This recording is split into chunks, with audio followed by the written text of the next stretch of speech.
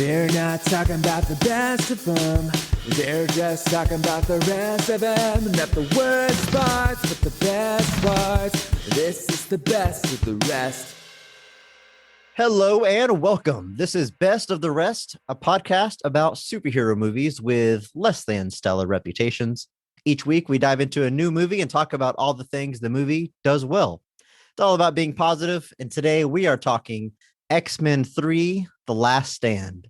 My name is Chris Logan, and I am joined, as always, by comic book enthusiast Andrew Williams. Andrew, you excited to talk X3? Yes, I am.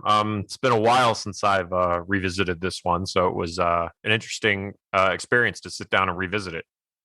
When did you see it in theaters? Yeah, definitely saw it in theaters. I can't say I have any vivid memories of seeing it in theaters, but I would be very shocked if I hadn't. I know that I did not see it in theaters. And again, the movies we talk about are superhero movies that were not perceived very well.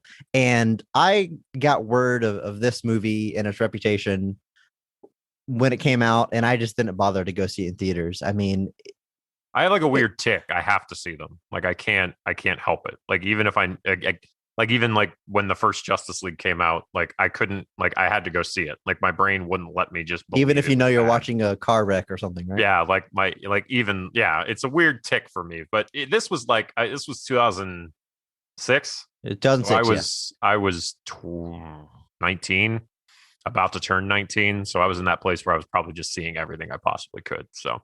Well, I was still in high school. I think for anybody younger than us, I think we really need to emphasize the backlash this movie got, because X-Men was the hottest thing in superhero movies. And this movie was built up. I mean, coming off the X2, which everyone loved. And immediately, I mean, it's essentially the movie that killed the franchise. It got revitalized later. We all know that. But despite making money, despite having decent reviews, we'll get to it. Everyone I know hated this movie. Yeah, it was another one that was roundly seen as like a missed opportunity. Like, I think the general reaction was they shotgunned the Dark Phoenix story. They tried to fit in too much other stuff. Like, it was just a very weirdly bloated weird movie. Decisions that people didn't like. I want to do a little bit of house cleaning before we get into this movie. Best of the Rest, want to extend our sincerest apologies to Johan Griffith, who plays Reed Richards in Fantastic Four, and we butchered his name left and right over the course of 2 episodes, I think. So, sincere apologies. We certainly won't do that again. But hey, we're not talking Fantastic Four. No. We're talking X-Men starring Hugh Jackman as Wolverine. Huge Jackman. So this movie comes out, like I said, 2006, May 26th. 06, a budget of $210 million. The studio was really behind this. Like I said, X-Men is the hottest thing going in this was supposedly movies. The most expensive movie made at the time it was made. This was Isn't that crazy? Apparently, yeah, that's insane to think about. But I mean, this was 2006, $210 million on a movie. Like when you look at stuff like even Batman Forever, which was 1995, had a budget of like $100 million.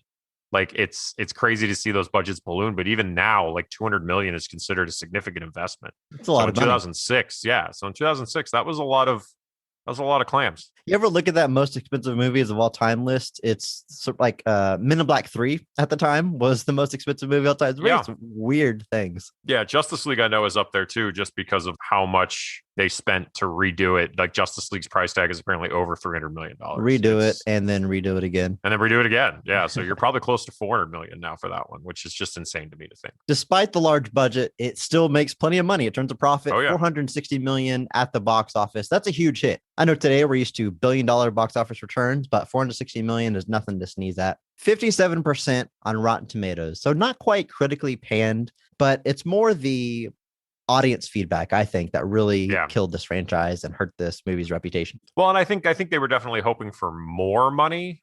So I think you were definitely looking at a situation where if you factor in marketing and things like that, the movie probably barely broke even at the end of the day, because they usually say it's twice the budget is usually when you finally start making profit.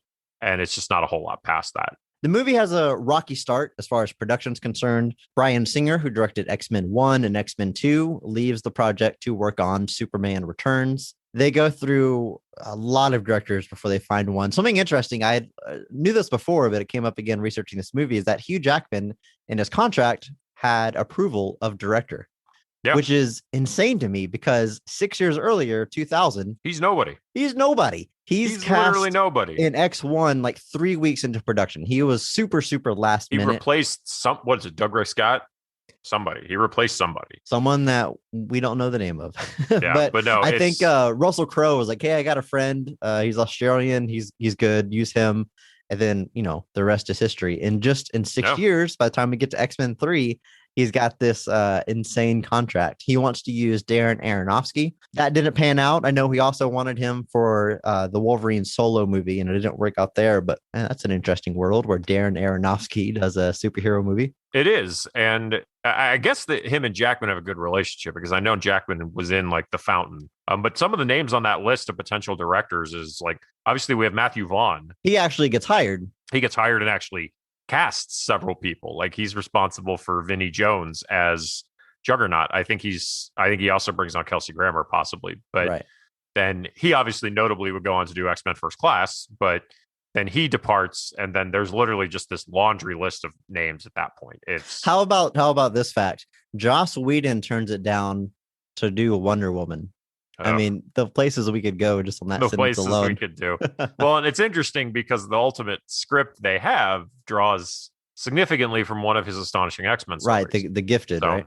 Yeah, Gifted. A lot of people are considered. They finally settle on Brett Ratner. At this time, a number of hits under his belt, Rush Hours 1 and 2. He did Red Dragon. Seems like a no-brainer pick. The guy's no stranger to big box office movies. He's obviously known as having like a good eye for action. And he would also been, ironically enough, he was attached to do Superman before this. Flyby, right? Flyby, yeah. He was going to do the one that J.J. Abrams wrote. So it's odd that Ratner goes from Superman to X-Men and Singer goes from X-Men to Superman.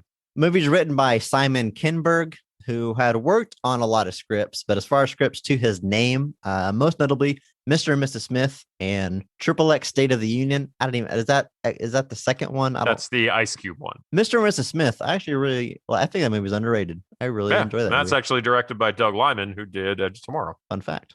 Yes. We also got Zach Penn, who's really like a Hollywood script doctor. The dude's contributed to tons and tons of movies. He's credited, I think, on Avengers too. Whedon apparently came in and completely rewrote it, but the original script for that was apparently written by Zach Penn. So, but yeah, you look at his filmography and it's a lot of story credit. It's a lot of uncredited. It's a lot of, As you mentioned, based on The Gifted by Joss Whedon and, of course, the Dark Phoenix saga, kind of bringing those two ideas together, and we got the end result here.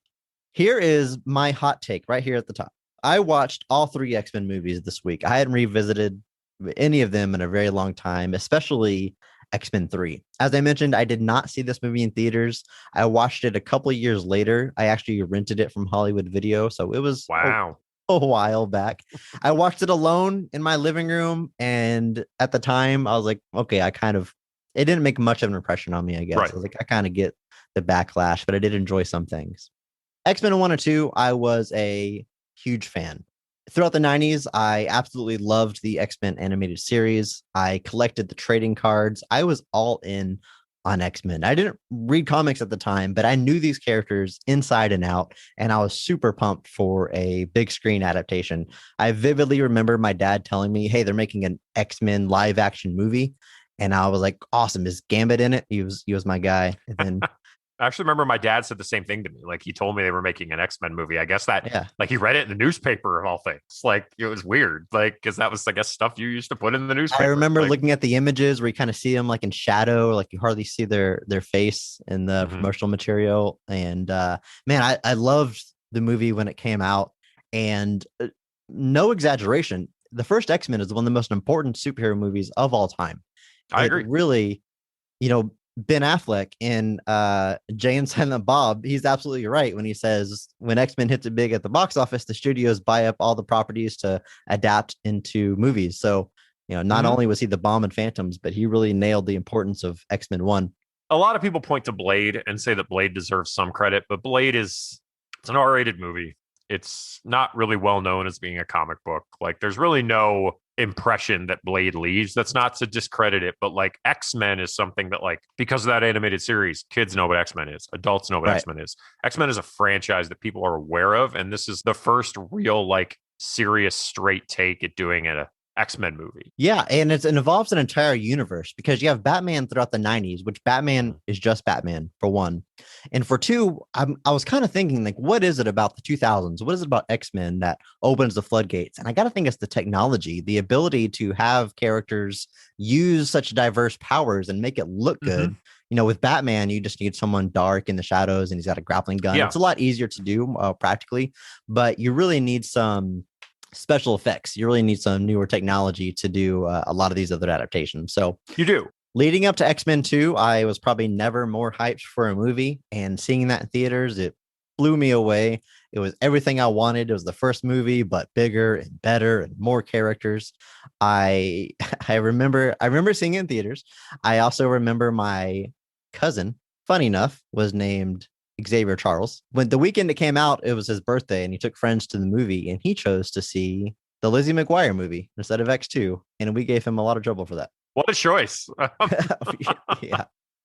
I was all about X2. Then, like I said, we get to X3. I don't bother seeing it. Now, revisiting these movies, here's my hot take.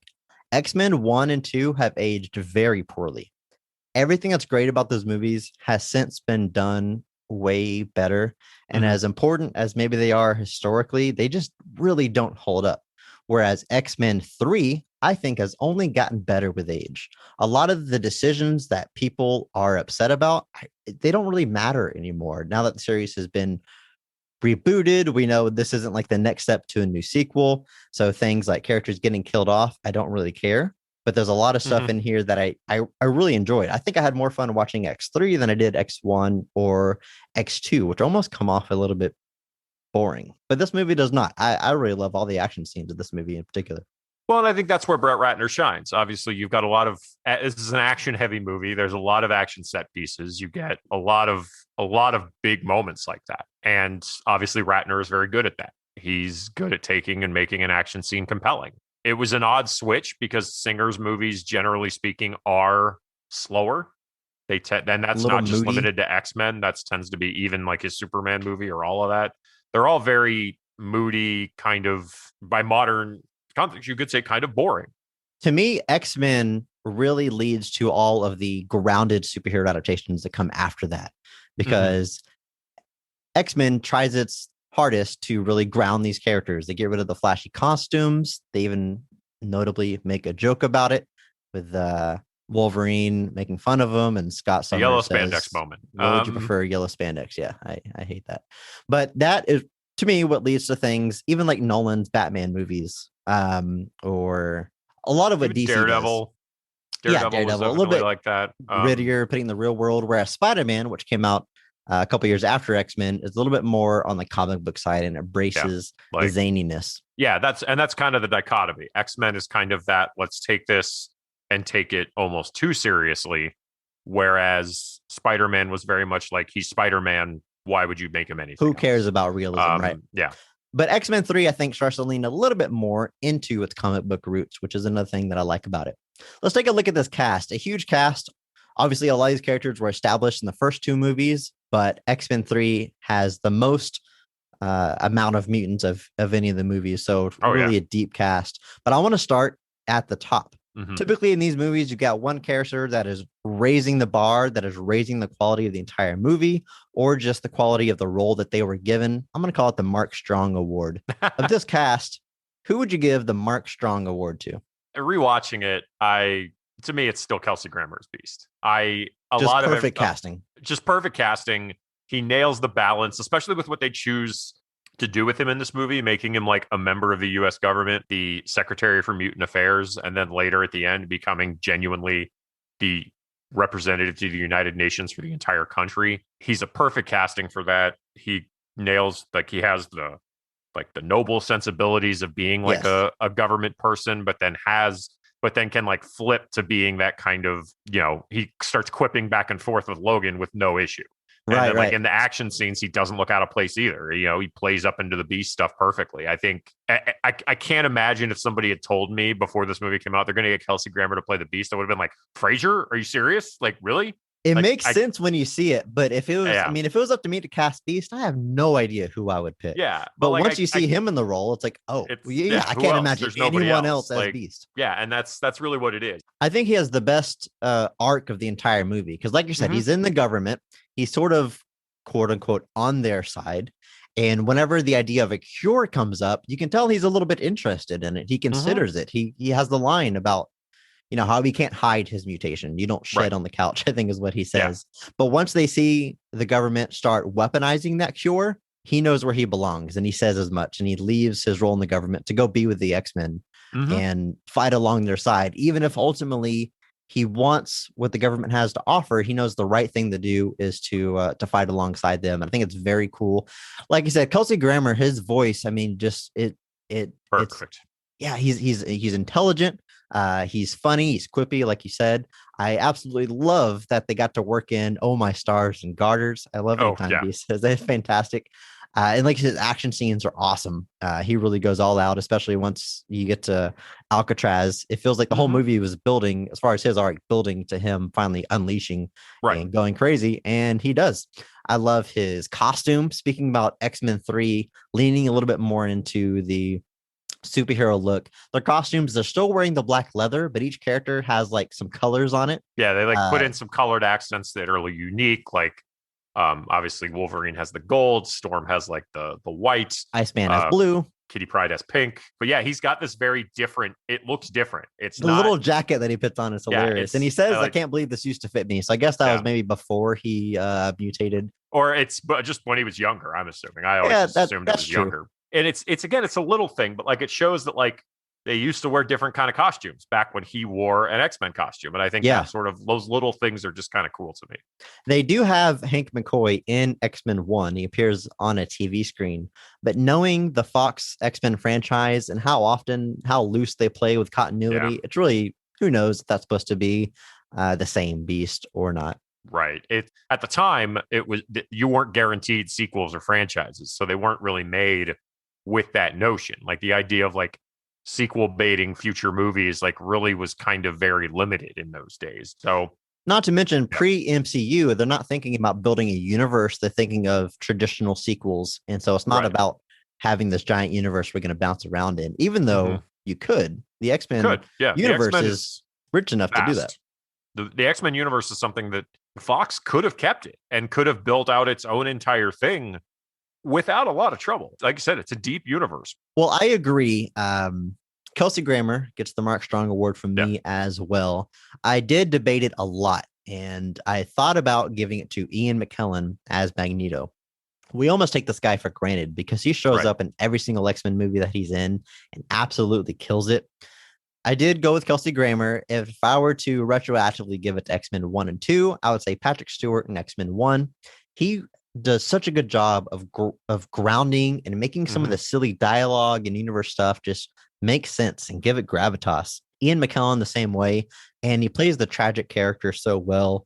We relate to him, we understand him, we get his motivation, even if we don't always agree with his methods. And that's exactly what you want from Magneto. There's a scene in this movie I really like, and it's the scene where he first meets like the Brotherhood, like underground, and they've all got their tattoos and stuff. And somebody comes up to him, they're like, well, if you're on our side, where's your ink? And he rolls up his sleeve and he's got like the Holocaust number. And he's like, after this, no needle is ever going to touch my skin again.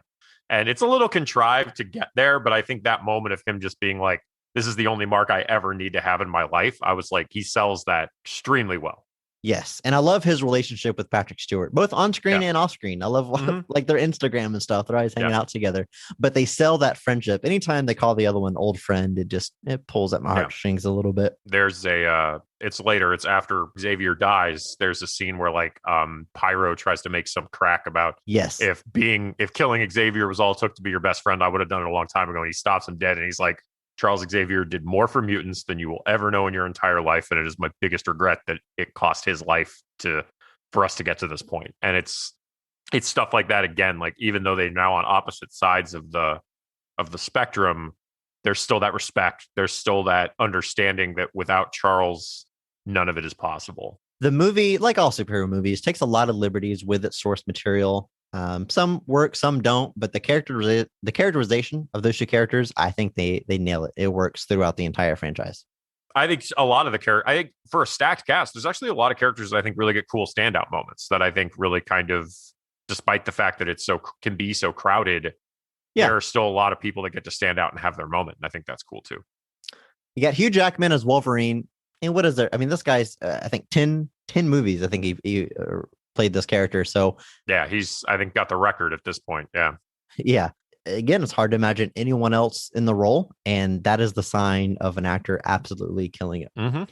Halle Berry as Storm, who's never given too much to do in these movies. But one thing I do like is they really lean into her being a leader of the X-Men, which in the comics is very much her role. She's just as instrumental as Xavier or any other character you associate as a leader in the X-Men universe. Yeah. I like the gag where Beast shows up to the X-Mansion for the first time in a while, I guess. And Storm is just like, I love what you've done with your hair. And he's like, I love what you've done with yours. Just kind of poking fun at the fact that every movie Halle Berry has a new hairstyle. Right. And so I just, that one, I don't see that as like a yellow spandex moment. I just kind of a fun little gag. Sure. Yeah. But yeah, and she takes on that kind of almost motherly role with the school in the aftermath of Xavier passing. And I think that's, like I said, I think it's a good place for Storm, especially with the way you've built this universe, kind of making her one of the core originals. And by the end of this movie, one of the only ones left, really kind of making her almost the heir apparent to Xavier. I think that's a good move. Yeah, it's either her or Cyclops, and Cyclops isn't around anymore. So, because he had to also go be in Superman. So now, man, after the Johan Griffith debacle, I'm scared to talk about this one. Famke Janssen as Jean Grey. Famke Janssen. All right, you sound very confident on that. I've heard that name a lot. I've heard it said many times. She's Jean Grey / Phoenix. She also has a new hairdo this time around. What is there to say about this performance? What is there positive to say about this performance? So that's what this podcast is about. What nice. Yeah, there is. Obviously, I think she definitely has like the stature and like I am definitely afraid of Famke Janssen as the Phoenix. They definitely nail that. Like they obviously make like conscious wardrobe decisions, putting her like in red colors and darker colors. And she has this duality, like where you could tell it's the Phoenix and you could tell it's Jean. Yeah. And I think she does that very well, playing back and forth.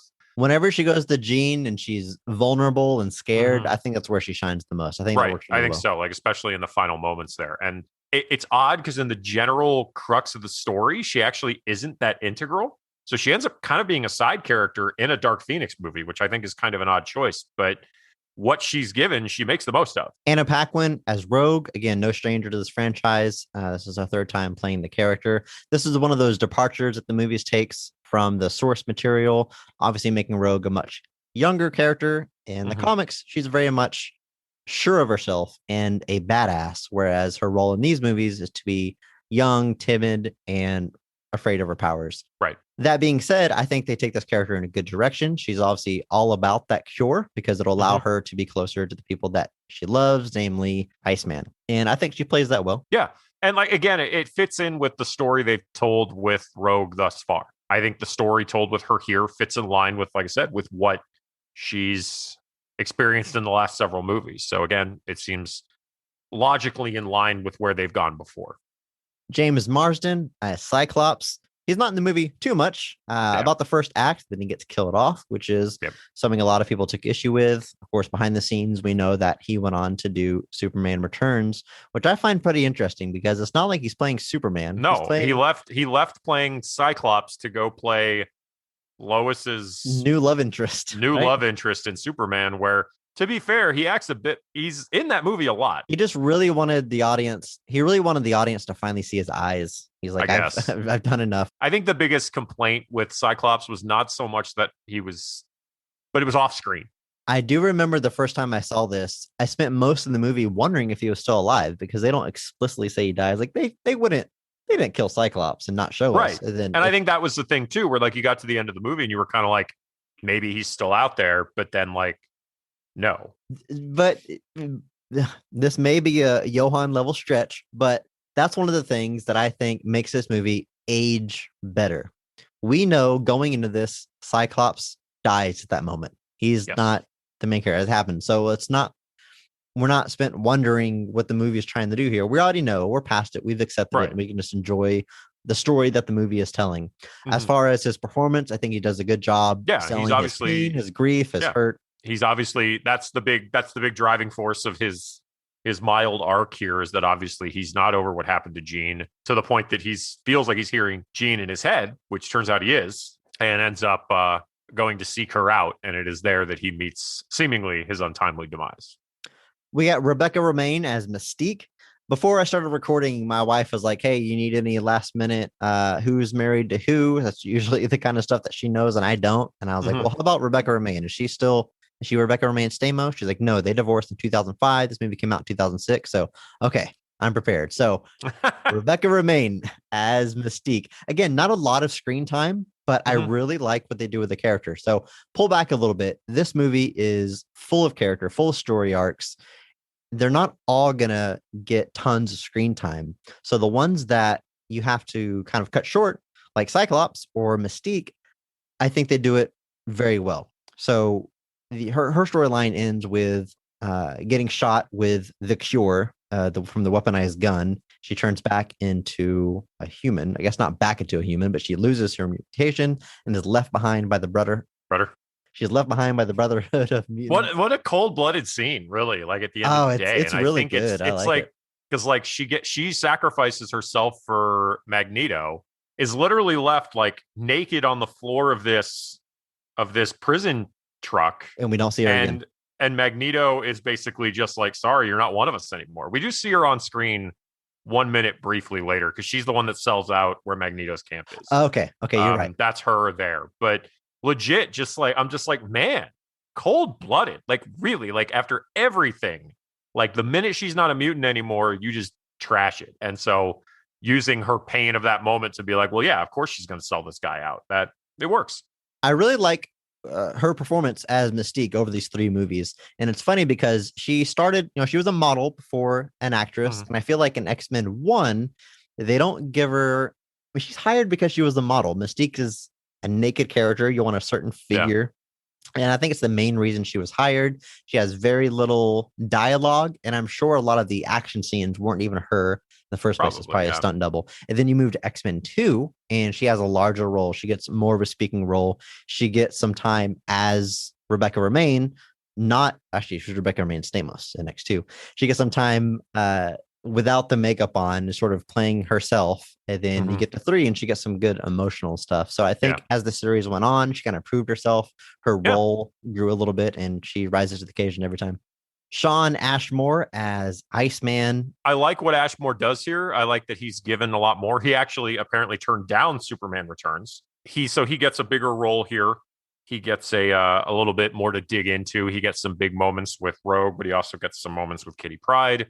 And then gets a big kind of final show-off moment with Pyro, where he gets to finally like go full Iceman. Yeah, I thought that I'm was glad. cool. I'm glad we finally got to see that. That fight isn't super exhilarating. It's like a fire beam versus an ice beam. Yeah, but the fact that he finally encases himself in ice, great moment. I wish. Yeah. I mean, we were this close.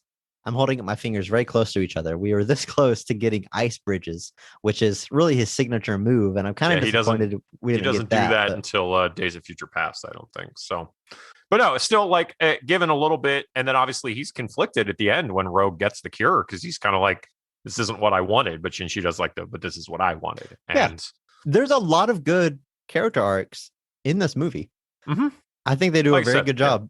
We talk about the movie being judged for being overstuffed, but I think most of them land, and a lot of thought was put into individual character moments and character arcs. Aaron Stanford as Pyro, reprising his role from X-Men 2. At the end of that movie, we see that he's joining the Brotherhood, and now he's full-on bad guy.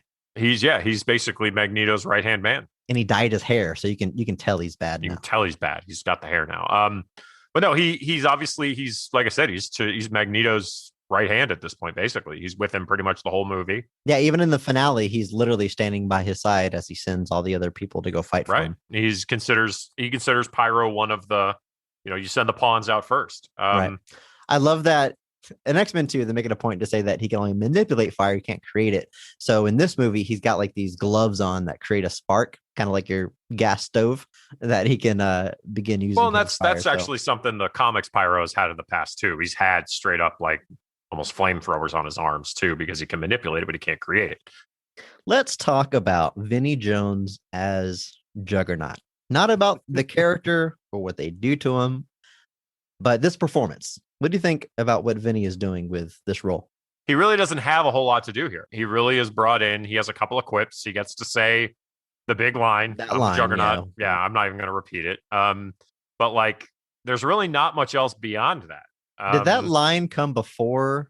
Did the meme come from that line, or was he quoting the internet? The meme comes from before. This movie is quoting the meme. Okay. I'm fairly certain. Don't credit me. You want to age your movie, man. Quote some memes in it. Yeah, quote some topical memes, man. It's what you do. I don't know. I really thought it was an interesting choice at the end when Magneto said, "You mad, bro?" And I was like, that seems kind of out of character. Yeah, a little bit. You just got Xavier talking about trolling people. It just doesn't come off well in 2020.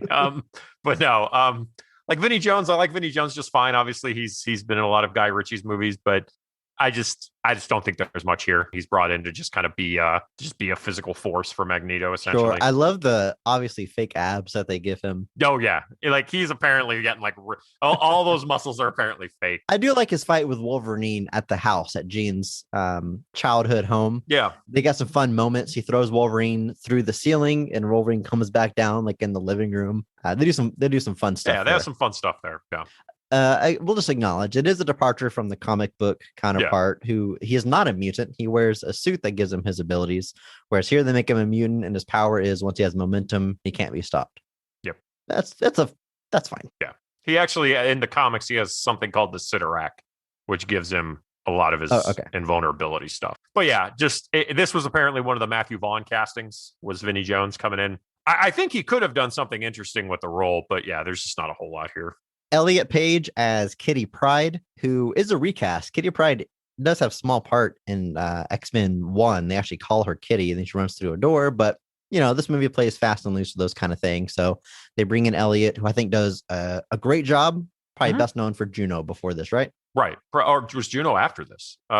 Juno might have been 2007. Then wow, was this like a Hard Candy? Juno, Hard Candy was pretty much the big thing at that point for him. So Juno was the year after this. So I think they do a great job. We immediately connect with this character who is young and vulnerable. Iceman certainly takes the character under his wing. The final thing with Juggernaut, I actually think is very clever. Very clever. It's a lot of fun. Yeah. Because like basically Kitty's big thing is running through walls. And so she gets to Leech and is suddenly like, oh, my powers don't work. What do we do? But then she realizes, oh, if my powers don't work, his won't either. But no, I think Elliot's a great choice. Ran with the role and did a great job.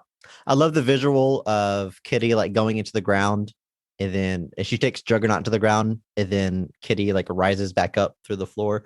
They do a lot of cool stuff with the phasing. That I like that. I like the scene where Kitty does that with Iceman, and they like go into the ground because they all like jump out of the plane. They land on the ground. Like she has Iceman and goes into the ground, comes back up, and Iceman's like, "Don't ever do that again." Yeah. Ben Foster as Angel. I think Ben Foster is actually a really good choice for Angel. I actually like Ben Foster. I think this is obviously before he's doing a lot more of like adult themed stuff now. He's in Hell and High Water with Chris Pine, which is fantastic. That's a great movie. His intro as I guess that's not Ben Foster when it's young Angel cutting his wings off, but it is Ben Foster whenever he is potentially going to get the cure and he breaks out. And that's really his big moment. And then you see at the end in the big climax, he saves his dad from the mutants. Basically, the mutants throw his dad, who developed the cure, off the roof of this building they're on, and he swings in and saves him. And so it's a very limited arc for him. Yes, arc. The X-Men as a series, as comics, as a characters, they've always been good allegories for a number of things. Originally about civil rights. Really just about any group of people that get persecuted for things that they have no control over. And the X-Men movies really leaned into parallels with the gay community, queer community. And I think he is in this movie, the biggest analogy for that. And X-Men 2, they really lean into it with Iceman, his family turning away from him. There's the famous line, "Have you tried not being a mutant?" And they do that here with young Angel cutting his wings off and his dad being ashamed, saying, "No, not you." And I think all that stuff really works for these movies, and it's pretty powerful. Yeah. Well, and it is. And that's one of the biggest. There was a joke that Kevin Smith made years ago that the X-Men is all about being gay. And it's not entirely wrong. Obviously, he's playing it up a little bit there. But the idea of persecution as a metaphor within the X-Men has always been there, which is always odd to me when people get mad about comics like being political or something. It's like they've always kind of been that way. And so obviously the idea of persecution, even like just with the very straight analogy with Magneto, straight up being a Jew in the Holocaust. Like, it's from that to now, like that line is not just subtle, it's the driving force in a lot of cases. And things like the mutant cure and even God Loves Man Kills, like those things all play into that concept of there is just this persecution against them for really no reason. Well, the argument people make in the comics a lot is that, well, mutants are dangerous. I'm like, humans are dangerous, man. Like, have you seen what we're capable of? Like, it's always been an interesting analogy, and obviously they play with it sometimes a lot heavier than they do others. Obviously, when the X-Men are off in space, there's far less focus on that. But with the movies, obviously, they have kind of certain conduits for that and really kind of very clear, like you said, like stand-ins or allusions to it. And like I said, I think you get that with Angel here a lot as far as just his dad. The implication is almost that his dad's strive to find the cure is solely to make his son better. Like, that's it. Yeah. It's almost a completely selfish, my son can't be a mutant motivation, and that's even if really sad. If Angel is ultimately a little bit underused, they do complete that arc. Like I said, he saves his dad, despite the way he treated him, and I think that's pretty powerful. Yeah. Now, there's a ton of mutants in this movie. A lot of them don't even get their mutant name. We don't need to go through all of them. I wanted to highlight one, Ken Long. Again, hope I'm pronouncing that right. He's credited as Kid Omega, but it's clearly playing Quill. He's the guy he's very clearly not Kid Omega. No, he's got the spikes that come out of him, and I think he kills that role. Doesn't get a ton of screen time, but every time he's on the screen, I think he's doing a great job. Brought in from the OG Rush Hour, no less. But no, there's a whole lot of people that are thrown into that Brotherhood subplot. Eric Dane, who was on Grey's Anatomy for a long time, he randomly shows up as Multiple Man. Like, so there's just some random like big names all peppered in. But the movie does do a great job. I mean, you can't give every single one of these characters long drawn out arcs, but they use their abilities and powers very well. None of them go to waste. And Multiple Man has that very key scene where he tricks the government thinking that they're all still in the woods, and then he combines back into one person, and it was just him. So he's got that Heisenberg moment of like, well, you got me. One of the other random castings I just wanted to highlight is like Bill Duke randomly plays this guy named Trask. Only in America can you go from a 4 foot tall white man in the 70s to a 6 foot tall black man in the 2000s. In the 2000s now.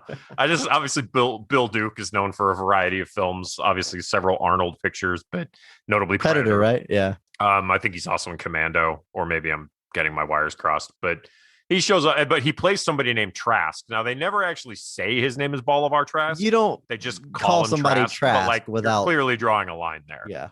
And then like Arlie Ermy has like a random voice cameo as that guy when they're all getting the plastic guns.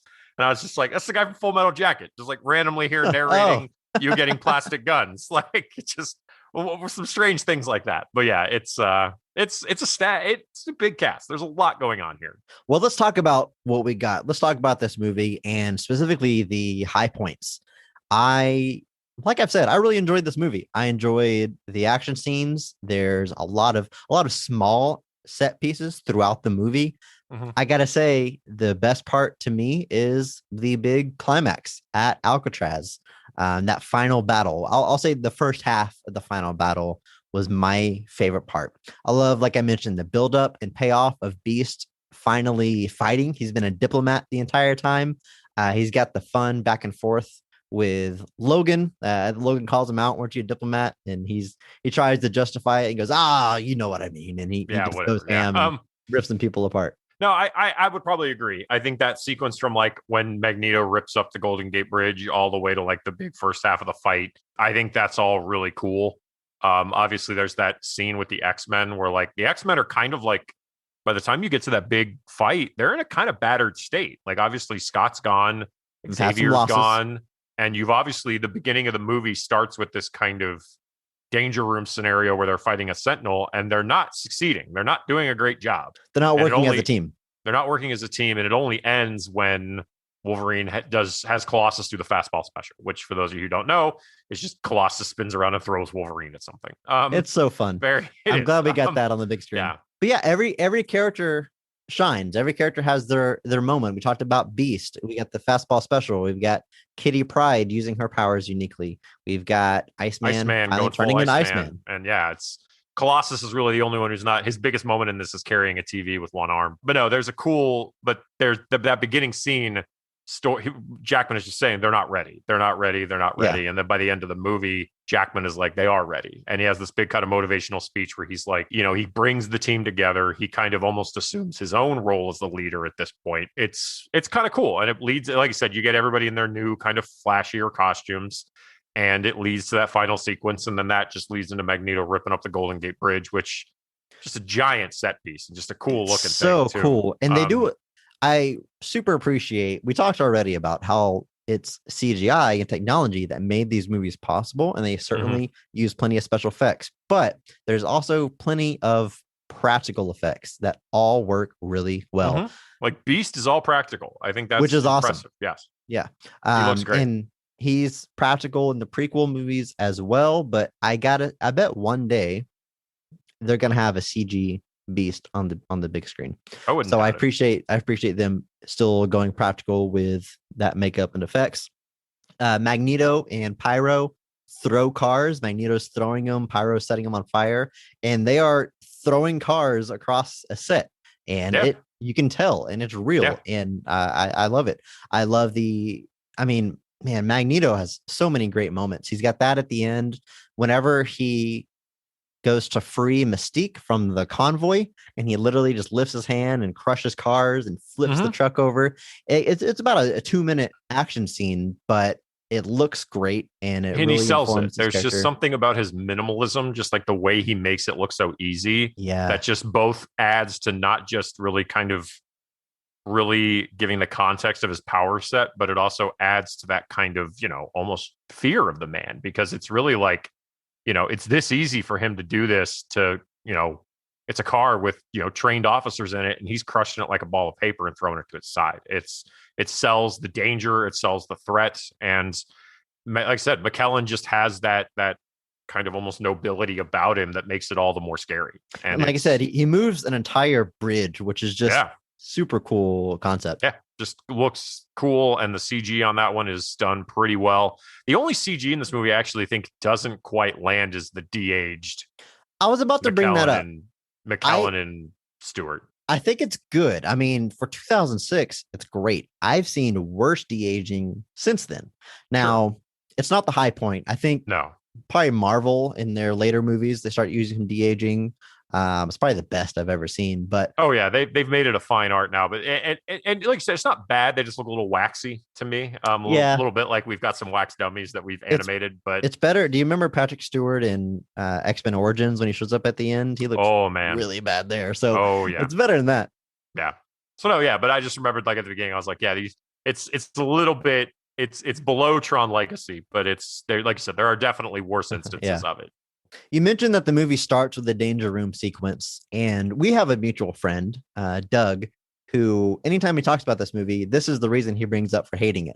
Apparently, before the movie came out, they told people, you get to see the danger room, and you get to see Sentinels, and they get it over with in like the first 5 minutes, and he's never let that go. Never forgiven that. I will admit it's a little bit manipulative, because it says 20 years earlier, and it shows the de-aged Professor X and Magneto, and then it says the not too distant future, and it shows the scene inside the danger room. So it's a little manipulative, because it is implying that this is real, and it's not until the end of that scene. But I think it's fun. Again, it's one of those things that I think the movie ages well, because if that did bother you, you certainly shouldn't care upon a rewatch once the trick that they're doing. Well, and especially with the wacky continuity that these movies ended up having. But you get the fastball special here, which does come back again later, which is always, again, fun to see.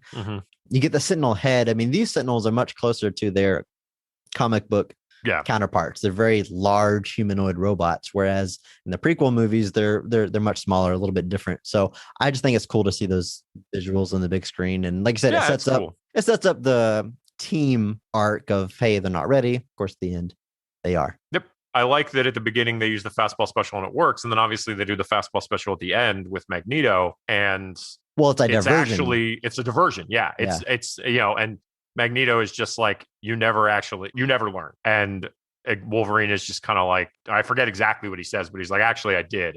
And then Beast jumps up and stabs him with the mutant cure, and it's just a cool little sequence, because that is one problem that you keep having is like, well, Wolverine knows he can't fight Magneto. Why does he keep trying to? It's so to actually use it and kind of give it a full circle of like, we know it's not going to work this time, and we're actually using that to our advantage.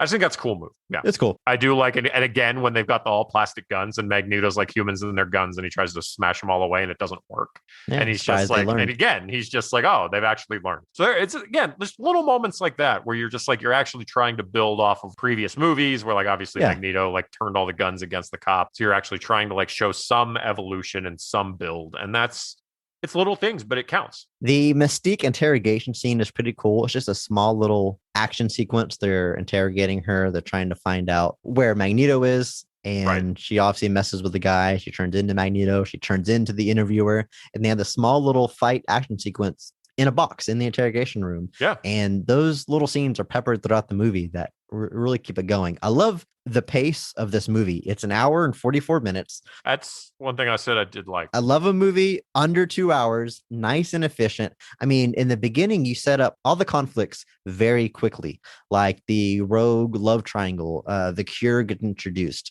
which mutants want the cure, and all their different opinions on it. Mm-hmm. Magneto going to save Mystique, Cyclops and Wolverine. That's all in like the first 20 minutes. I mean, the movie just chugs along. It basically just jumps out the gate. Like it really kind of takes everything. It's like, you already know who these people are. We don't need to spend a whole lot of time here. And so it really does a lot of its storytelling on the run. And I do. And like I said, the shorter runtime, I got no problem with. The one thing I wanted to randomly mention is I don't know if you ever saw the Daniel Stern vehicle bushwhacked. Yes. All I remember as a child, is the interrogator in the scene with Mystique is the bad guy from that movie. I just randomly I was like, I know that guy's face. Where have I seen it? Who is it? And he's like the ultimate douche from that movie. And I was like, what a career! What a career! What a move! You mentioned Leech earlier. Obviously, he plays a big part in the movie. He's a young mutant. His mutant ability is that other mutants' mutation goes away when they're in his presence. There's a very powerful scene where Beast goes to meet him, and Beast reaches out and his blue fur goes away as he reaches out. And again, Beast is very much fascinated with the idea of a cure because of what his mutation looks like. And Grammer sells that scene really well too. Like Grammer, you can see the conflict in it. You can see that he's like, oh dear God, like this is actually like, I could just be Hank McCoy. Like you can see it on his face. He doesn't have to say it. And it's really, through all the prosthetics, through it all, you still see the actual facial expressions of Kelsey Grammer. And that's really good. Did you also have an adjustment period looking at Beast? Because I have gotten used to his feline look that starts with Grant Morrison's New X-Men. As far as I know, they haven't reverted on it, but I'm not currently reading X-Men. But to me, that's what Beast looks like now. I didn't have a whole lot of adjustment, like, because I just remember watching this and kind of, I think I came to Grant Morrison's X-Men like after this. Well, I just meant rewatching it now for no, it's still not a whole lot. My brain can just parse it apart, and it's not really a problem. Well, it's impressive. I'm just on a higher level than you. Speaking of Leech, though, what I wanted to say, there's a quick moment where they kind of throw some paper down, some government profile on him, and it says Jimmy, aka Leech. So, like, is the government giving these people their mutant names? I don't know. That's pretty funny. Oh, and I like how the government has him listed as Jimmy and not like his full name. Like, it's not like it's James whatever. It's just Jimmy. Jimmy. Yeah, that's good. Speaking of kind of some fun stuff, there's a scene where Professor Xavier is teaching a class and you see all these different young mutants, and then there's just a set of twins sitting on a couch, and they never show any powers or abilities, and it's like, Are they at the school because their mutation is they're twins? Like, is there like an albino at the school, or I don't know. I know someone with an extra thumb? There's supposedly a scene where there's triplets and they're supposed to be the Stepford Cuckoos. So I don't know if that's what you saw or not. Okay, but like, maybe. I love the notion of there just being that would be like me being there because I have red hair because that's technically a mutation. I mean, what like, is Xavier gonna do? Like, if it, like, hey, I'm a mutant, and if people make fun of me, can I join you? He's not gonna say no, right? Yeah, like, I'm a twin. That's a mutant, right? Well, I mean, he's got like a list of like mutations that can attend, mutations that cannot. Speaking of Patrick Stewart and his gravitas and what he brings to the role, he has to explain Phoenix. And obviously, we know that this Phoenix is a big departure from the comic book version, which involves space travel and another being and on and on. But he explains it well. And I wrote down the line. He says, a cocoon of telekinetic energy.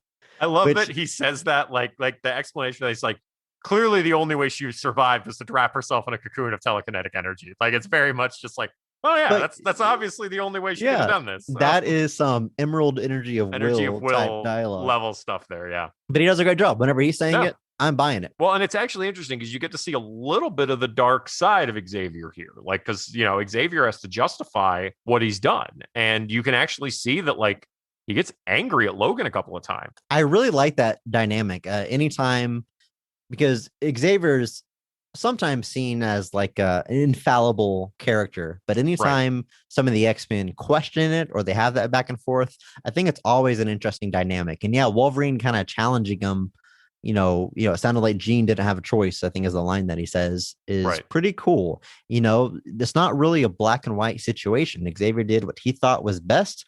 Some people aren't going to agree, and there's not really a right answer. No, there's really not, because it's either leave her unchecked and potentially deal with the repercussions of her powers unleashed, or it's basically put in these blocks in her mind and almost attempt to control her. And so you actually, like I said, he has to sell that, and I think he does a pretty good job. Obviously, Patrick Stewart is just a great actor, but yeah.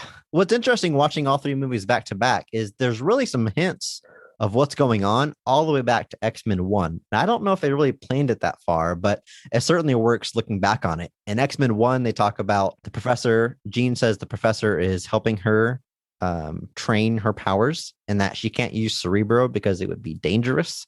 And then in X-Men 2, they really start leaning into it with her powers getting more and more unstable and out of control. So, I understand the argument that maybe it was rushed. I mean, the Phoenix Saga is a very long storyline. It would be hard to do in one movie, but at the very least, it's not completely out of nowhere whenever we get to this and movie. I actually think it's definitely the intention to make the third movie be Phoenix. Like, I think that's clearly the setup. Like, obviously, the end of X2 has the big Phoenix in the water. So obviously, you're leaning that direction. I think the bigger issue for people was that, and like I kind of pointed out earlier, it feels like the Phoenix doesn't actually get a lot of attention here past a certain point.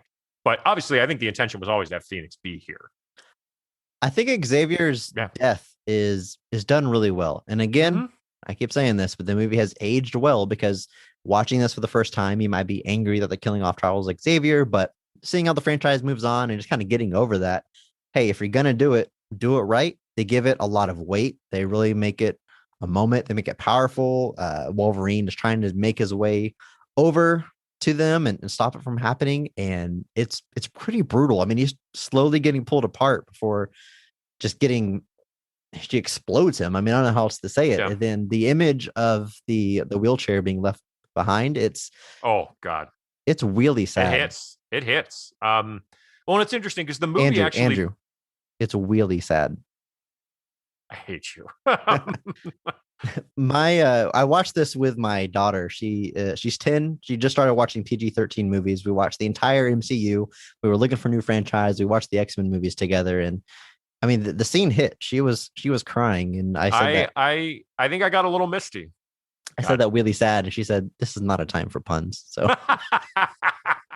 that's what I'm going to say every time now. This is not a time for puns. But no, to that credit, it's interesting that people got so upset about Xavier's death when the movie actually goes out of its way to show how he can come back. Oh boy. Like the movie, what do you think about that? Whatever. Well, obviously, like with the advent of movies like Days of Future Past, he does come back. Like, so obviously, this doesn't stick, but like the movie builds in through a sequence in his class, and then literally the post-credits scene. So he's still out there. They show on a TV, and I guess he's teaching the class about it, right? That you know, where's the line for how we can use our powers if we transfer our consciousness to another body? I mean, he lays it out. Yeah, he pretty much spells it out completely that there is this person that just has no brain activity. The body is fine, it's healthy, everything is good. There's just no brain activity. And so it's like, so Xavier is playing with that idea of like, are we ethically, is it ethical to allow somebody to inhabit that body? And that's kind of the question. Obviously, this is another instance where we get a name drop of Moira McTaggart, who is the doctor there. She's been like 30 years old for 40 years. For 50 years now, because I think first class is the 60s. So, yeah. But no, so they drop that there. And then obviously the big post-credits sequence is Moira is going to check on this body, and the body speaks like Charles. Like, that's what I get to, is like, it's straight up like just sounds like Professor. You gotta show it in some way. But, I think a lot of people did not see that post-credit scene. I feel like they didn't, because it very clearly spells out that he's there. Before MCU has trained us all to wait until the end for any superhero movie, but it wasn't, before then, it was pretty rare to have a post-credit scene. So I don't think a lot of people stuck around and saw that. And then 2006, it might sound funny, it's still kind of early days of the internet. Right. And it's not, so widespread knowledge. It was just, and so they build it right in that he can come back. And obviously with Scott, you always had the out that you never saw his body. Sure. If they had really genuinely, honestly wanted to do an X-Men 4, you could have blown past almost every death from this movie without a whole lot of trouble. So the death arguments always seemed a little weak to me, just because this is comics. Everybody dies, everybody comes back. Yeah. Especially when the movie like gave you outs. And even the Cure gets a little bit dispelled in the finale because Magneto is still pushing stuff with his powers. So he's showing that this cure may not have been as effective and permanent as they thought it was. Yeah, it's like the COVID vaccine, man. You get 6 months. Can't believe we're going there. One thing I do want to mention, though, is I actually think something you highlighted there, I don't think Jackman gets enough credit for this movie. I think Jackman is like really trying with a lot of the stuff in this to really sell it. His big scene, I think you would agree, is the climax with Phoenix, obviously. Right? Oh, like, it's so good. With the scene with Xavier and the climax, like, Jackman is putting on his acting boots. He's putting on his expressions. He's really trying to sell those. Like, I mean, to be fair, he has to carry this movie, like, for lack of a better way to put it. Like, he's the star of this movie as far as I'm concerned. I think that last set piece is really effective. I mean, like you said, Phoenix may get sidelined for a lot of the movie, but whenever it's time for her to show what she's all about, man, she was dusting people before Thanos made it cool, right? I mean, she just explodes people. And I was like, well, they stabbed Magneto with the cure. Why can't they just do that to Phoenix? But she disintegrates anything that gets close to her. So that's why Wolverine is in a unique position where, because of his healing factor, he's the only person who can physically and other ways get close to her. And man, talk about, there's some cool special effects when he's making his way up to her and his skin is getting ripped off and regrowing, and you see his adamantium skeleton and just really cool stuff there. Like, just very Wolverine stuff. And just, I mean, it's and I'm sure, like, and I did have that moment where I was like, well, why not use Leech? Like, if her powers won't work around Leech, why not use Leech? Well, I imagine he would get dusted before he gets even close to her. That's the question. Because his powers have more range than her powers. But at the same time, it's chaotic. You're running away. At that point, you need a solution. Death is the only way out, is really what they build up to it. I mean, early on in the movie, Jean is asking Wolverine to kill her. Yeah, like way before. Like, this is literally like after they found her. She's back at the X Mansion. She's laying on the table. She tells him to kill her then. Like, that's like 30 minutes into the movie. Jean knows what this thing is, and she knows that it's got this control. And it's that final scene is just done. I think, like I said, Jackman sells it extremely well. And Ian McKellen has a great line. And he says, "What have I done?" He realizes that maybe he's gone too far, unleashing the Phoenix on the world. Well, because his mindset was that, the Phoenix is something I can use to help my ends. And then now he's got no ability to control anything. And he's got to face that realization of, like, I am that which I hate. But Hugh Jackman and Famke are both killing it. I mean, she pleads for him to kill her again, and he screams and he does what he has to do. And it obviously destroys him. I love, credit to this franchise for when they eventually pick up this thread in The Wolverine. That movie starts with him being depressed because of what he had to do. He's like in isolation. I don't think people realize that the Wolverine is essentially a direct sequel to this movie. It really is. It really is. Like, it just takes Logan from X3. And like, obviously he's got like the visions of Jean that are in his head. And that's obviously Famke Janssen came back to play that and do that. Yeah. So it's an interesting, it really is interesting that this movie, for as much as it's panned, essentially, I mean, for lack of a better word, the franchise does continue from this. Like, we get the prequels, but then we get the Wolverine, which then goes directly into Days of Future Past. Which does kind of rewrite this movie out of existence, but we also get the Wolverine, which is a direct sequel. So it's felt throughout the franchise. Right. But yeah, I think Jackman, just in this movie especially, is really flexing not just the muscles, but his skills here as an actor with just his acting and his physical expressions. They're all on point. You know, as much as we talked about Cyclops, you don't really see his death, and it's kind of a question maybe the first time you watch it whether or not he is dead. I do love the visual at the end of the movie with Jean and Scott being buried next to each other, or at least having gravestones next to each other. It's a nice, it gave me an emotional punch there at the end. Right. And of course you got Charles Xavier with his penny memorial on his thing. Yeah. I just saw the picture and I'm like, that looks like a quarter. But no, he gets a big, like, he has a, like the eternal flame kind of on his grave, and they do that's what I was going to say, the eternal flame. And yes. No, it's very cool. And like I said, you get that new status quo at the school where like Leech is there, and like it's all this cool kind of like, and Storm's taking over. It's a new lease on life, essentially. And like, as you said, you get the big scene with Beast being unveiled, not just as a mutant representative within the government, but now a representative of the country as a whole. And so this movie actually ends, despite what happens, on a fairly optimistic note of like, we've had this loss, but the school is continuing.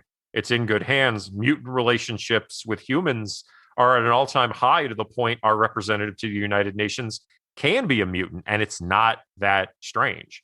And so there is, and I will always love an optimistic ending, especially in movies where there tends to be so much cynicism now. Yeah, superhero movies should be fun, man. I mean, these are bright, optimistic characters. At the end of the day, they're made for kids. So get real with it. Have your emotional moments. There's a time and place for anything. But I agree with a movie like this. Not the time for puns.